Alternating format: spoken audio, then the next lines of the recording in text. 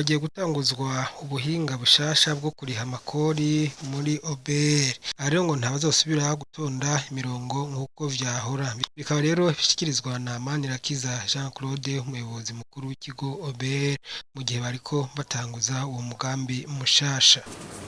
Ubuhinga bushize ku mugaragaro no munsi no kumenyekanisha no kuriha amakori n'amatagisi biciye mu buryo bwa none. Ikigo OBR bwa mbere bifasha ko imirongo twahora turonka mu gihe cyo kuriha ayo makori ihera cya mbere. Cya kabiri ni impapuro barinda kuja andikisha, gufotoza no kubika. Cya gatatu ni uburyo budufasha kubika ibyabaye muri kazi bita amastatistike ku buryo bumeze neza, ku buryo bidufasha gukontorora uwarishe n'utarishe barengeje ko utashoboye kubitsa. Umuyobozi komiseri mukuru w'ikigo OBR, ubu buhinga nimubona ko hashobora kuba ubutanga kori bugora gukoresha, na cane cane ko tuzi benshi mu batanga kori harimo abatize, none mwiteguye gute kubafasha? Icoreje nico abatize urashobora kubagora kubera ufatiye urubuga ngurukanabumenyi. Ico gituma mu ntango ya mbere tutashizemwo bose, ico gituma twahereye babaye n'abanini bo basanzwe bafise ubwo buhinga kugira ngo tugende rimwe na rimwe kuri bose. Hama uretse nico hariho misi yose bagira amadekarasiyo bamenyekanisha amakori yabo, bama bafise ababafasha bita abafisikaliste. Abo nabo bararonse umwanya wo kwiga byinshi bijanye n'ubuhinga, nibaza ko atakibazo kizoba. Icoramuka kibaye naco tuguma tuhari, abakozi baguma bahari kandi baciye ubwenge bimwe neza.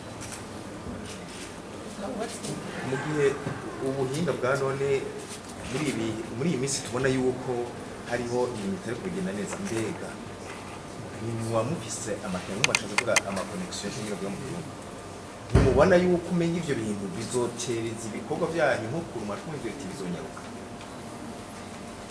Uravye ibihe turiko turacamwo muri no minsi vya connection,